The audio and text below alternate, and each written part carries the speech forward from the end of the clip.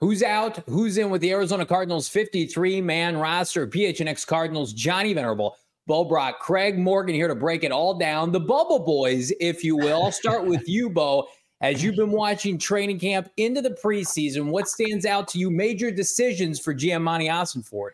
Yeah, and they're tougher decisions, right? I mean, last year it felt like they could barely field a 53-man roster, and they could make some room for some players that maybe need a little bit more seasoning that they wanted to get some, lengthier looks at. But now it's like, hey, there's more talent on this roster, and you can anticipate far different from last year that guys that are cut from this team are probably going to find their way onto other NFL rosters before the start of the season, which, if you look at the guys that were kind of cast off last year, didn't happen. So it's some good problems to have for Monty Ossenfort and Jonathan Gannon. We had some key position battles that I don't think turned out to be what we were exactly anticipating, like the quarterback battle. You see the receiver room, the defensive backs rooms, like very competitive. And that's a good thing for this team. And it kind of went chalk a little bit as far as those storylines outside of the quarterback spot, but in a much better position than they were at this point in 2023. Yeah, I look at a couple positions in particular, Johnny. Like the running back room is really interesting to me. I'm not sure what they're going to do here. We've talked a lot about Michael Carter maybe needing to step up. He did in the preseason. He's made plays in the preseason. Amari DeMarcado had the shoulder injury. I'm not sure how much it tampered him, but he was listed ahead of these guys on the depth chart initially. Is that going to hold up? DJ Dallas, of course, factors into the return game. So that's an interesting mix there, those three guys. They're not going to keep 5 running backs. They do have the practice squad available. So that comes into play. It's expanded to 17 players. A lot of decisions coming in. And you mentioned the cornerbacks as well. I'm really interested to see what's happening there. Does Keitrell Clark have a spot on this roster? Starling Thomas has played really well in the preseason. So there are some tough decisions coming at those two positions in particular.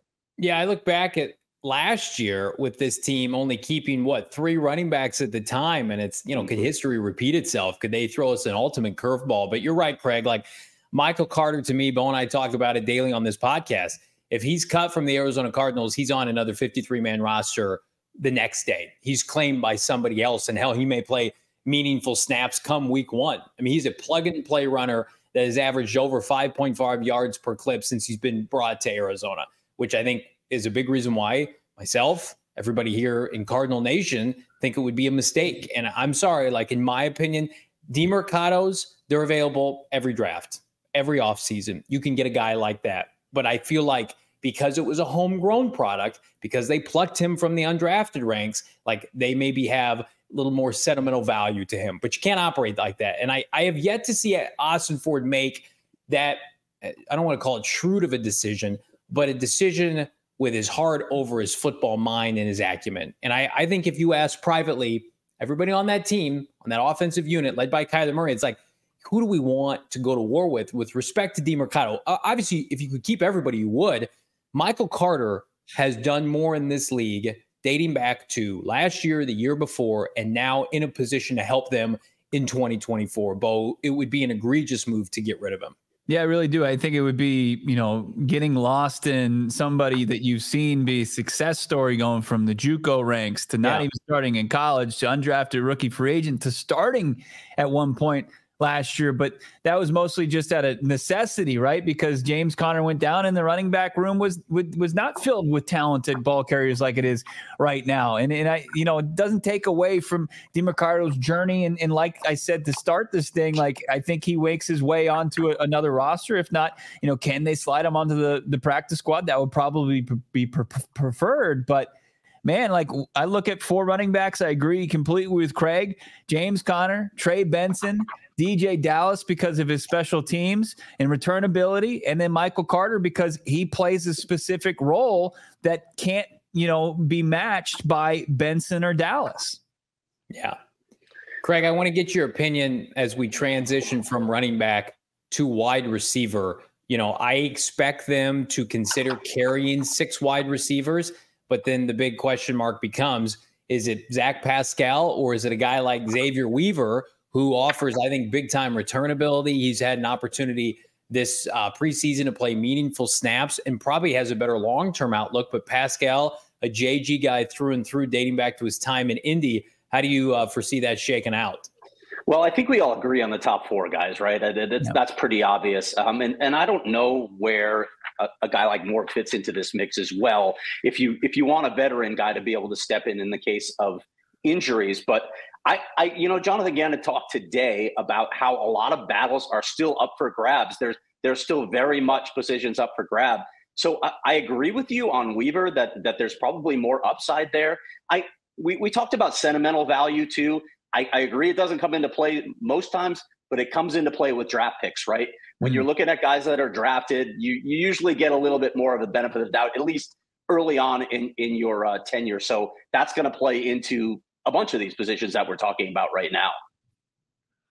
Yeah, looking at this wide receiver room, I think I'm willing to go 5 deep, Craig. I am. I think I saw from Chris Moore, he made a big play down the sideline with the first team offense, getting some run there. He's played special teams in his career. I think you like the 3 guys who they're starting. MHJ, Marvin Harrison Jr., Michael Wilson, Greg Dortch in the slot, and then Zay Jones is the primary backup for all 3 of them. Chris Moore is kind of take the top off the defense type guy in teams.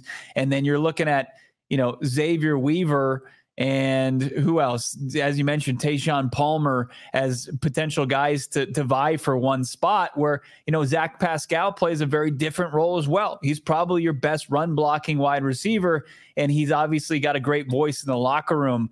I think that this team likes that, values that. And, if they need playmaking, they would absolutely keep a guy like Zay Weaver. But I think, unfortunately, they are stock full in the playmaking department already with the top 4 guys.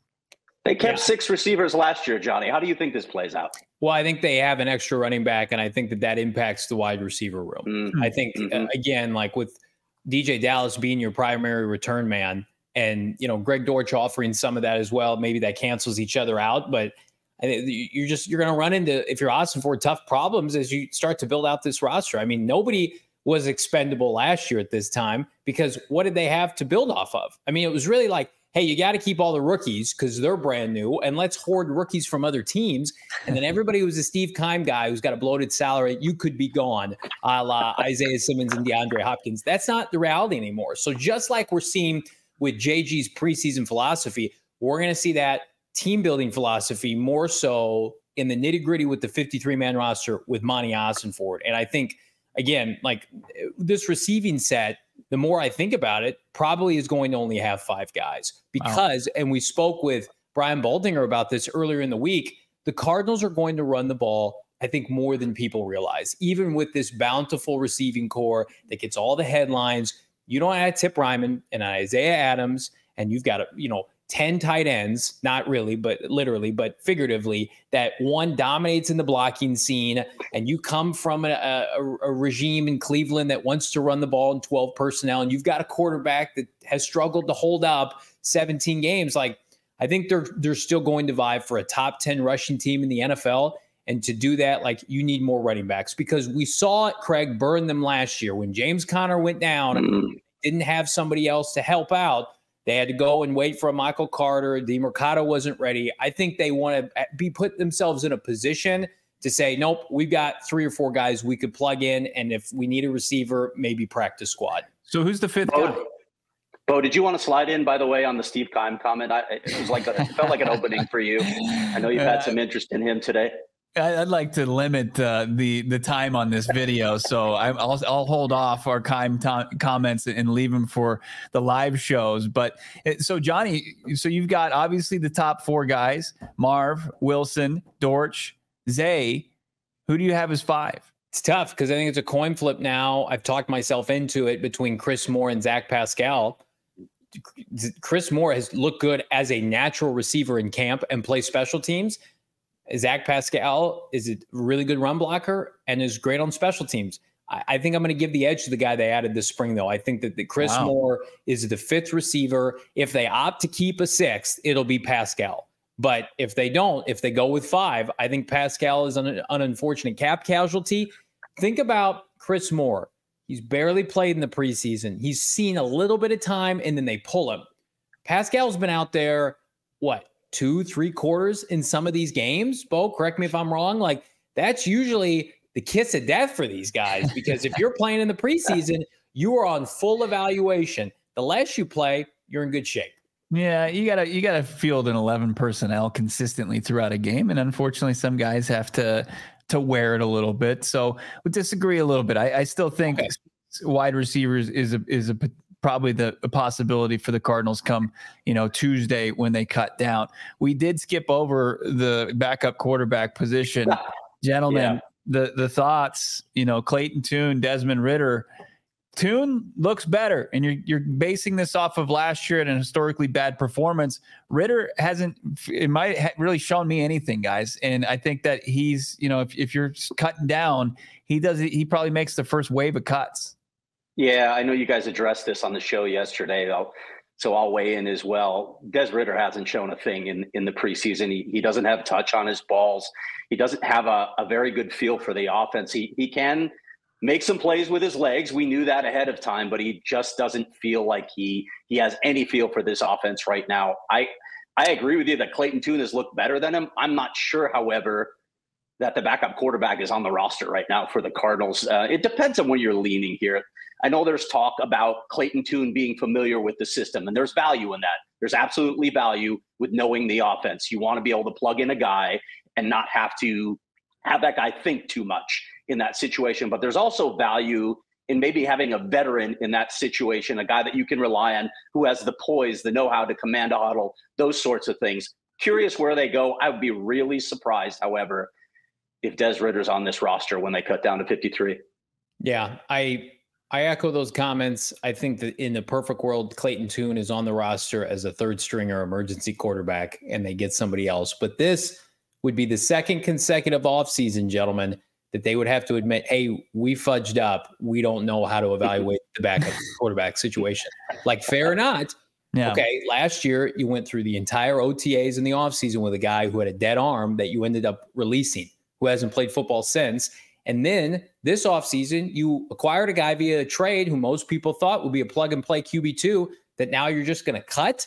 Like, God forbid ever something happens to Kyler Murray and they have to find a quarterback in the draft. Like, I don't love this resume that they're building. I'm willing to give them the benefit of the doubt. But, yeah, I'm with Craig. I think, Dobbs fell into their lap last year. San Francisco's not going to make him available. I know a lot of people were tweeting at us, go get Dobbs again. They burned that bridge, unfortunately. But go find the next Dobbs. Go out and get somebody that can put some life in this offense, a little bit of juice. Because, again, like, they love Clayton Tune. He is a long-term project, and for as long as your roster can support that, that's fine. But, yeah, nobody is poised to take over from Kyler Murray and, in my opinion, not fall on their face over the course of 1 to 3 games during the regular season. And one of the easiest rooms we shift to, and we don't have to spend really much time on it, is tight ends, right? I mean, we all agree, Trey McBride, Elijah Higgins, and then Tip Ryman. Does anybody make a cut as a fourth tight end? Probably not. No. Blake Whiteheart. I don't think so. Did they call him Whitehead, by the way, in the game, in one of the games? Yeah, that was brutal. Probably not a good sign. No Whiteheart. Yeah, it's not great when they're getting your name wrong. No Travis Vokalek. I wouldn't be shocked if one of those guys landed on the practice squad. Wide receiver went through it, and then you look at the offensive line room. Anywhere from 9 to 10 guys probably traditionally make the roster. Johnny, let's start with you. Offensive line. I think you've got the starting 5, and then you're trying to fill in the rest of the gaps. Yeah, John Gaines appears safe. Good for him. Isaiah Adams obviously is safe. And then you look at the tackle group. What are they going to do? Kelvin Beachum is likely your swing tackle. So those are your 3 primary interior options. So then you have 8. Do you keep another interior? Do you keep another tackle? Christian Jones is a coin flip. Let's see how he does in this preseason finale. I think that they would be hesitant to cut a 5th-round pick that had a lot of accolades coming out of Texas. I think it speaks more to give them a year in the system. I mean, they kept John Gaines. I know he was a 4th router, but he got to redshirt.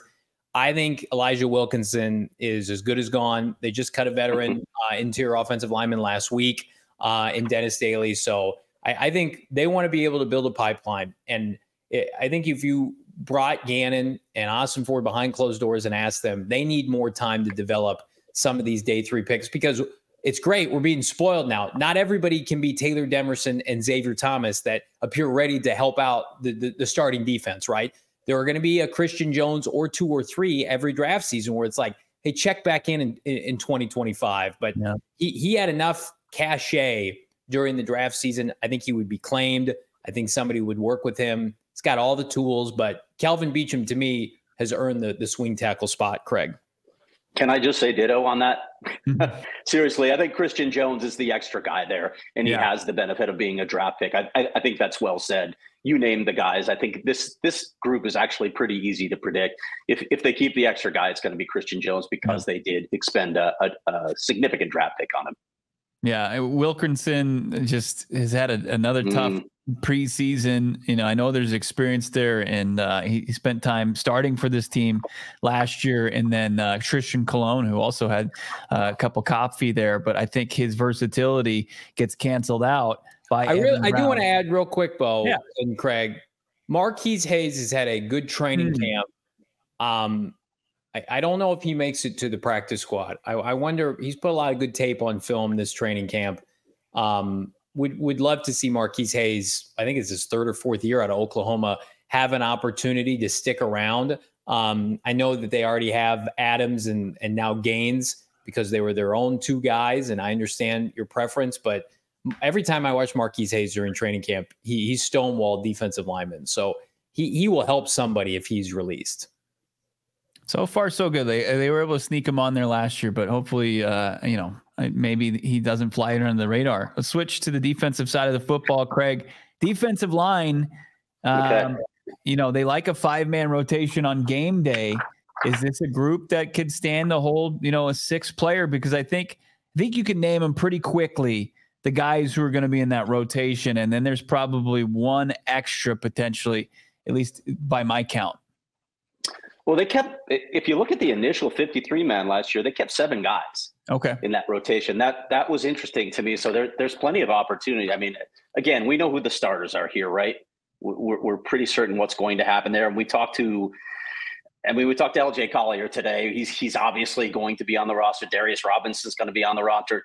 Dante Stills is going to be on the roster. So you've got most of your spots locked up at this point. Yeah. I'm curious if there's a 7th guy. Who do you guys think that guy is at this point? I mean, first of all, can we just acknowledge this is just a great problem to have for a defense? Yeah, it was literally it was paper mache last year, and it was complete shambles. And we often said, Craig, it not only was the worst unit on the Cardinals, it was one of the worst position units in the NFL. And kudos, they've remade it in one off season. I don't really have a 7th guy. Bo, you got somebody you like? Just counting them out. We got Roy Lopez, you got Justin Jones, Bilal Nichols, Darius Robinson, LJ Collier, Dante Stills, right? And then I think that there could be a case made for Karis Tunga just because he plays kind of a traditional nose. But, if they choose, hey, that group I mentioned first, and they need to make a roster spot, I think Tunga's the first guy cut. Well, and they're going to need this group as we transition to edge rushers, outside linebackers to help the pass rush. Like Darius Robinson is going to be lined up as a pass rusher sometimes this year. LJ Collier has shown good pass rush ability during his career, had a sack in last week's preseason game. Justin Jones can get after the QB a little bit. I think these are all, not everybody, but a lot of them are interchangeable. And so, I'd be more prone to keeping guys that could kick outside a tackle if asked to do so, because this next group, Bo, is, in my opinion, in complete and utter shambles right now. I do want to just versatility is the word I like to use. Yeah, I do want to relay just something I saw at practice during the open portion today. And I don't know if Craig, if you saw this as well, we didn't exchange notes on it, but the defense, they're usually getting into their position groups, and it's defensive line, and it's the guys we just went over, and then there's the outside linebacker group. But then there was a new group today working with Nick Rollis, and it consisted of Mac Wilson Sr., Darius Robinson, and LJ Collier. So I don't know if that's the break glass in case of emergency pass rush unit or not. Sure sounds like it. So I just wanted to relay that. It was during the open portion, so it's free to report. Just something that I saw on the side of the practice field on Wednesday. I feel like that's the please God help us pass rush. Hey guys, it's like the people at work, like, hey, I know you got a lot on your plate already. Could you take on one more assignment? Can you take on one more project and help us out, please? That's what I feel like that group is. Sure, Nick, what do you need? Craig Morgan at PHNX Sports. Craig, can you cover one more beat for us? That was that group today. You know what? It almost feels like the BJ Ojulari injury was like a lightning bolt from God saying, really? Aren't you going to do anything about this? The one place where they've suffered a significant injury. And of all the position groups where you probably couldn't suffer an injury, obviously other than Kyler Murray, that was the place to further hamstring a position group that's just not up to snuff. And listen, I don't want to downplay the potential of some of these guys that we're talking about. There's always the possibility that a few guys can step forward, surprise you, and we all look like idiots in 6 weeks for doubting these guys. But just judging right now where they are in their careers and what they've done so far, it's hard to believe that this is going to be certainly not an elite pass rushing group, but even an average one at this point. They have a big hole here that they haven't filled.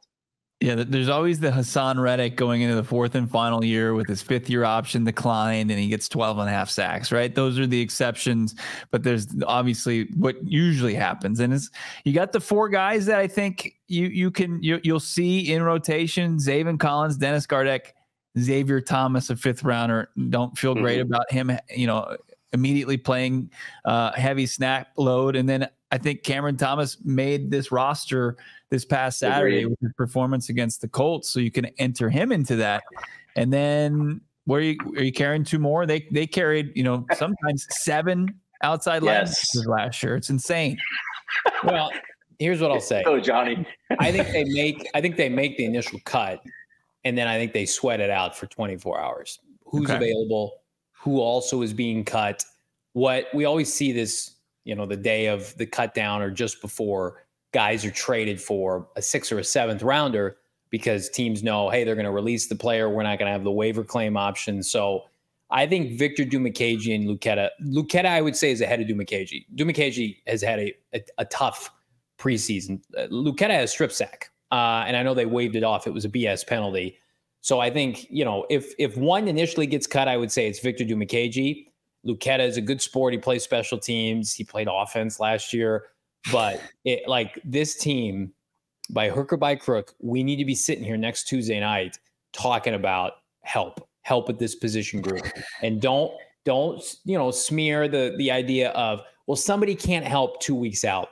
They signed their week 1 quarterback after the preseason last year. I don't want to hear BS about they can't get a rotational pass rusher, 10 days before the opener. Like hell, they can't. Go out and make something happen. So they got to get through this preseason game. That's why I'm not surprised that they haven't made a move yet.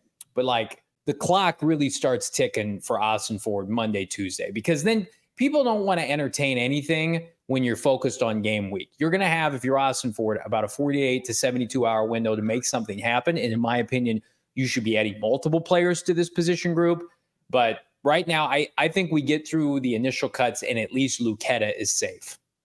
Can I ask you guys both a question then? At this position group in particular, do you think if Monty adds, and I think he'll probably add something here, is it just a warm body, another guy in the rotation, or is he going to try and make a move? All right, you have your thoughts already. This is when Bo and I yelled at each other for 45 minutes. My bad. I'll defer to you, Bo. Start controversy again. Yeah, I think it would resemble more of a warm body as far as just brand notoriety to this fan base than, like what Johnny would like to see, somebody who's a proven commodity that's got, a potentially double-digit sack season on his resume. It would be out of character in the sample size of this organization to go out there and give up assets and then also maybe commit future cap dollars and get to somebody who would be considered nearing the end or out of their prime years. I think and we've talked about this on the show, Craig, and Bo's pointed this out, and this is a valid option, like the trade deadline mid-year, like there could be somebody available. The problem is that their first 2 months of the season are a gauntlet of who's who of Pro Bowl quarterbacks. If you're sitting here, if you're Osborne and saying, I'm going to check on somebody around Halloween, your season might be over. Your season might not be savable. If you're 2-6, you're going to really go up to Michael Bidwell and say, we're going to give a second or third round pick for a pass rusher to help us out. Like you're not going to have that cachet. So again, these first 8 games, the Jordan Loves, the Matthew Staffords, the Brock Purdy's, the Josh Allens in week 1, Justin Herbert. Hello, wake up. You need help right now. I have no patience to watch, respectfully, Dennis Gardeck chasing after Pro Bowl quarterbacks again. I've seen that story many, many times here in Arizona for half a decade. They have a bunch of B and C players at that position, and that might be putting it nicely. Yeah. And I get it. Nobody wants to gift you a premium pass rusher, but there have been several available, even during training camp in the preseason. Nobody wants to hear about a rebuild when the season starts, because I'm going to tell you right now, we're going through this roster. Everything else looks pretty good, but one position. I'm glad you brought up the rebuild. If we can stick with this for just a minute. I know nobody wants to talk about it. Fans never want to hear about a rebuild, but a GM has to think long-term. That has to be his perspective. At least it has to be one of his perspectives when building a franchise or building a team, building a roster. This is year 2 for Monty. As I mentioned in a previous show, I've covered a lot of rebuilds, so I'm pretty well versed in how this all goes.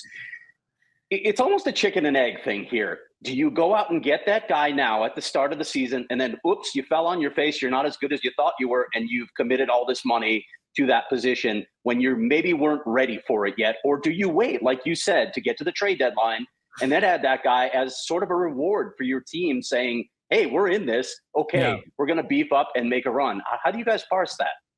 I see it as this team coming off, 8 wins in the last 2 seasons and just 4 of them of the current regime. So we'll just give them that.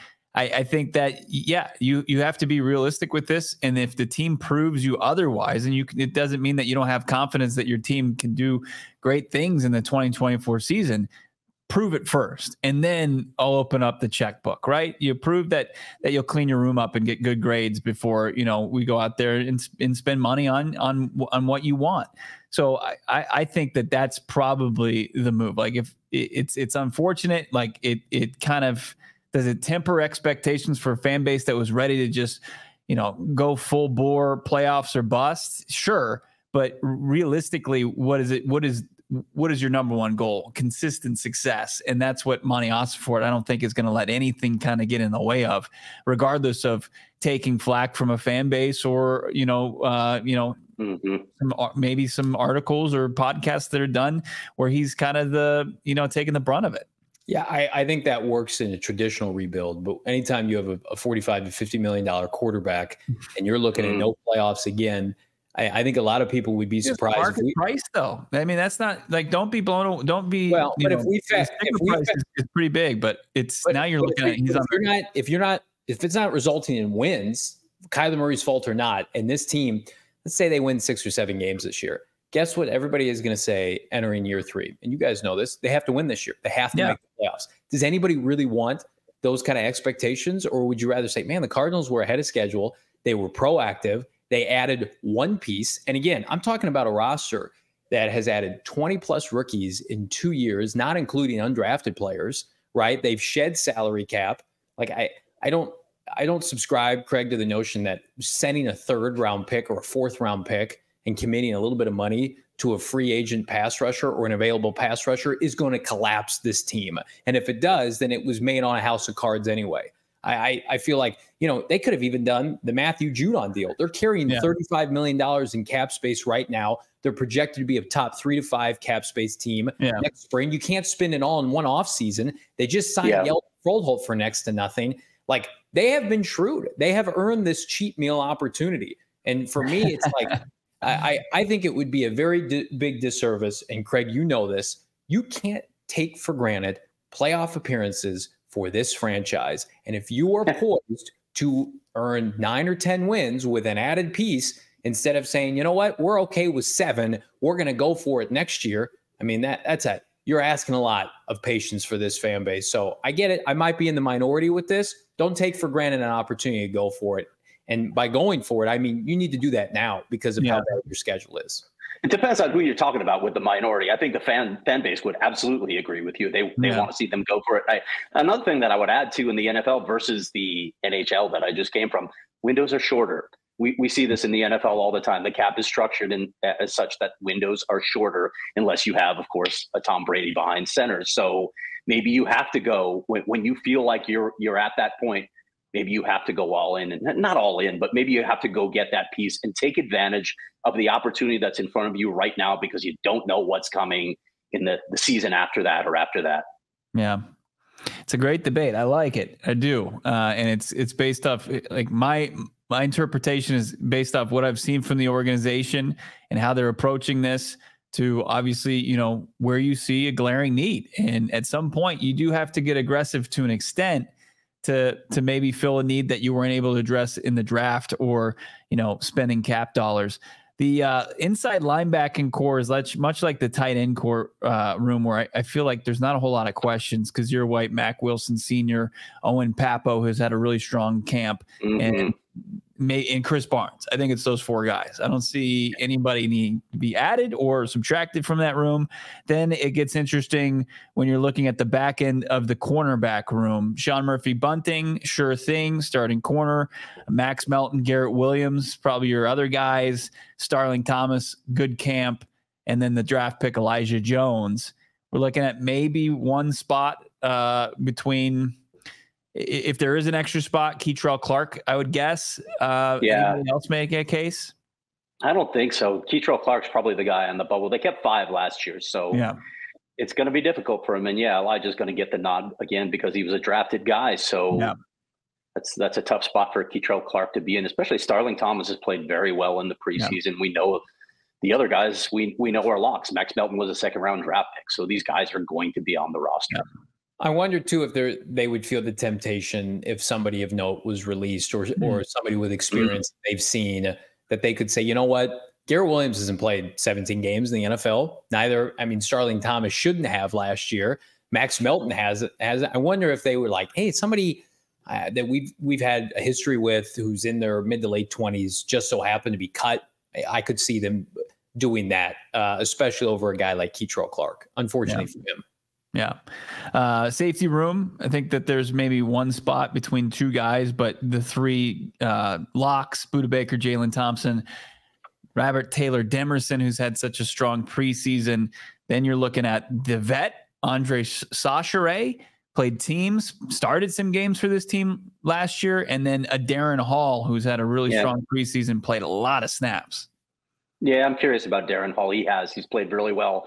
They kept 3 safeties though last year. I have a hard time envisioning them going beyond that in this room. So though you probably name the 3 guys there. And again, keep in mind, I don't know if another team is going to claim these guys, but you have an expanded practice squad. It changes the game a little bit when you can keep not only the guys that are maybe a year away development, you can keep veterans on the practice squad as well. Monty talked about this when he addressed the media during camp. It's changed the entire format of how you construct a practice squad because of those extra spots. Yeah, I totally agree. And I think, if they were to carry 5 corners, you could sell them and me on 4 safeties because, we've talked about Darren Hall, corner, safety combo, slot corner, and then Taylor Demerson's coverage skills have been not good. They've been elite this training camp preseason. He's the highest rated PFF rookie day 3 draft pick. So you can mix and match. And that's where you're just like, Jonathan Gannon, do whatever you want. It's your secondary. It's your baby. Yeah. Like, I trust your judgment with the back end of these guys. That they would I think, relish the opportunity. They love taking unknown players, undrafted players at those positions and making them high-end contributors. And Hall and Taylor Demerson fit that bill. So we'll see. I wouldn't be surprised if Hall stuck around. Your specialists, Matt Prater, place kicker, Blake Gillikin, your punter, Aaron Brewer, won the job. Joe Shimko shown the door last week. So your long snapper competition is up. So I've got it as bubble players, guys. Desmond Ridder. Are we taking Michael Carter? Are we comfortably taking Michael Carter off the bubble? I would watching what's happened thus far and knowing what he can contribute, but who the hell knows? Who are we? Logic says yes. Yeah. I mean, DeMarcado's already been hurt. Michael Carter hasn't been hurt. He's been there every step of the way. DeMarcado is certainly on the bubble. How about Xavier Weaver? We can put Zach Pascal in that conversation. Travis Vokalek, the tight end, Blake Whiteheart, both those guys. Marquise Hayes, as Johnny brought up. Carice Tunga, who I brought up. Tristan Colon. Tyreek Smith in the pass rush. I think it's got he's really an uphill climb to make a roster. Luketa and Dumakagi. Darren Hall, Keitrell Clark, we just talked about. So there's your bubble guys going into this preseason finale. And Gannon said you're going to see guys play a lot of snaps and play snaps for a reason. Am I right, Craig? Yeah. This is evaluation time, and there is not much time left for these guys to make an imprint and make the roster. Who do you think is on the bubble and who deserves a roster spot? Drop a comment on this video. Of course, drop a like as well, and read the great work of Craig Morgan, who's going to be dropping an article that's going to work along with this video at gophnx.com as well. Some great work out there coming up on some the Cardinals players, the Froholt, and of course this roster when it's complete, the initial 53-man roster, not complete for about less than 24 hours. But until then, everybody, make sure you're subscribed to PHNX Sports. You follow Craig at Craig S. Morgan on Twitter and at Johnny Venerable. I'm Bo Brock. Talk to you guys soon. PHNX Cardinals. We all silly like the mayor.